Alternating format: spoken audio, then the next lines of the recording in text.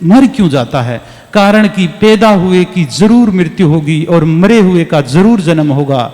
अतः इस जन्म मरण रूप परिवर्तन के प्रवाह का निवारण नहीं हो सकता। अतः इस विषय में तुम्हें शोक नहीं करना चाहिए। लोग पीछे से शोक करते हैं, रोते हैं। क्या प्रकृति थी, प्रकृति से बना था, वो था। आज से पहले वैज्ञानिक बोलते हैं जिस पृथ्वी पर जिस जगह आप बैठे हो उसके नीचे अब से पहले 10 लाशें दफन हो चुकी है। कितनी? जब वो जीते थे उनके भी बड़े झगड़े थे, उनमें भी बड़ी अकड़ थी, उनमें बड़ा अहंकार था। आज उनके झगड़े, अकड़ और अहंकार मिट्टी में मिल गए। आज ये 800 करोड़ की दुनिया आज दौड़ रही है, अहंकार है, मिट्टी में मिल जाएगा आने वाले 20-50-100 साल बाद में। अहंकार किस चीज का अहंकार है?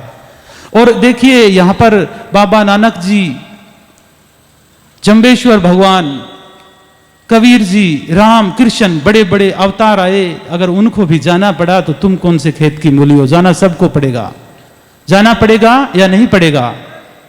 हे भारत, सभी प्राणी जन्म से पहले अप्रकट थे और मरने के बाद अप्रकट हो जाएंगे।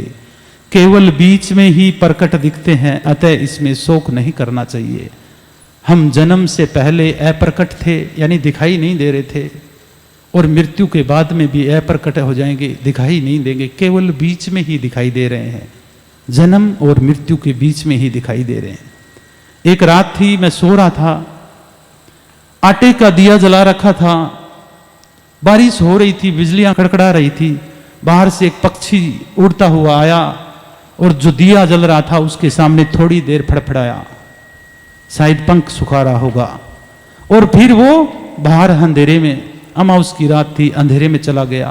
फिर आया, फिर फड़फड़ाया और फिर चला गया। ये क्या संदेश दे रहा था कि अदृश्य अंधेरे से हम आए हैं, थोड़ी देर प्रकाश में फड़फड़ाएंगे और फिर अंधेरे में चले जाएंगे। ऐसे ही है कि सभी प्राणी अप्रकट थे और अप्रकट हो जाएंगे। परम गुरु राधेश्याम जी से जुड़ी ऐसी ही जन कल्याणकारी वीडियो को देखने के लिए हमारे चैनल को सब्सक्राइब कीजिए, फॉलो कीजिए, लाइक कीजिए और मानव जाति के कल्याण के लिए इस वीडियो को ज्यादा से ज्यादा शेयर कीजिए।